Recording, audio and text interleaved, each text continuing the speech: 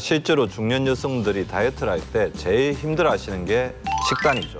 그래서 저도 환자분들에게 탄수화물 섭취를 줄이셔야 한다고 말씀을 많이 드리는데 우리나라는 주식이 밥이기 때문에 가뜩이나 더 힘들 수밖에 없죠. 맞아.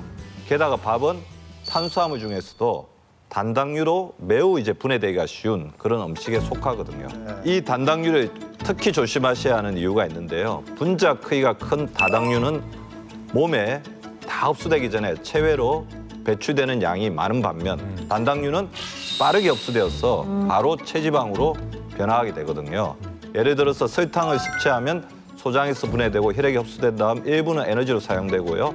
나머지는 간으로 보내져서 지방 성분으로 변해 체내에 저장되게 됩니다.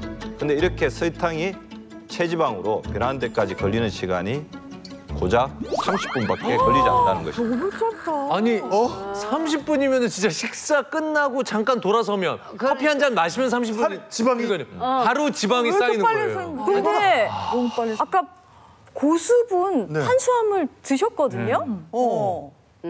맞습니다. 저분은 왜? 그 이유가 바로 BNR17 유산균을 함께 섭취하셨기 때문인데요. BNR17 유산균이 단당류를 다당류로 바꿔서 체내에 쌓이지 않고 체외로 잘 배출되도록 도와주기 때문입니다. 실제로 이를 입증한 연구결과가 있는데요.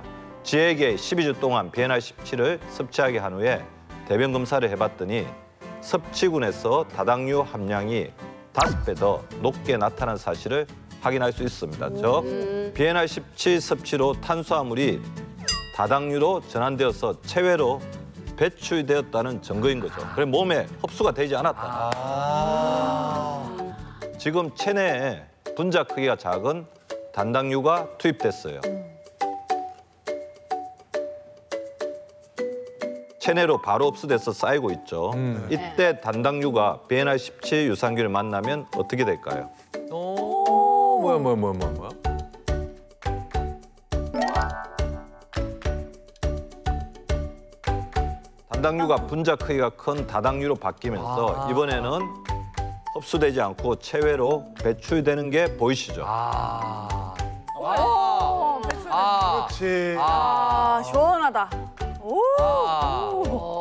여기에 하나 더 이미 단당류 섭취를 많이 해서 체내에 지방이 많이 쌓인 분들에게도 좋은 소식이 있는데요. BNR17 유산균이 지방산화, 그러니까 체내 지방을 에너지로 바꿔주는 유전자를 늘려서 다이어트에 도움을 준다는 사실입니다.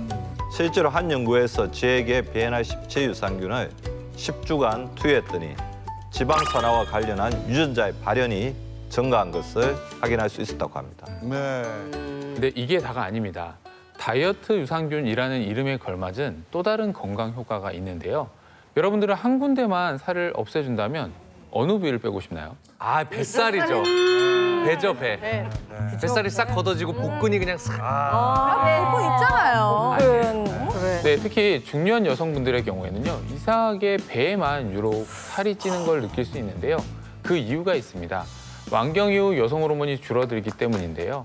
여성 호르몬은 체내 지방 분해를 도와서 내장 지방이 쌓이는 걸 막아주는 역할을 하고 있었는데 그런 호르몬이 사라지니까 배에 지방이 쌓이기 시작하는 거죠. 그런데 BNR17 유산균이 복부 지방을 감소시키는 데 도움을 줄 수 있습니다. 실제로 한국인 비만 성인에게 12주간 BNR17 유산균을 섭취하게 했더니 복부의 내장 지방이 감소했고 평균 허리 둘레가 95.4cm에서 90.4cm로 5cm. 아니 5cm면은 인치로 바꾸면 2인치 정도 되는 거거든요. 바지 사이즈가 완전히 바뀌었다.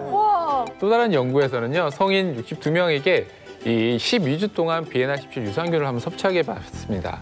그랬더니 비만의 지표인 BMI 지수도 줄어들었고요. 허리 둘레, 엉덩이 둘레, 체중도 모두 감소했다고 합니다.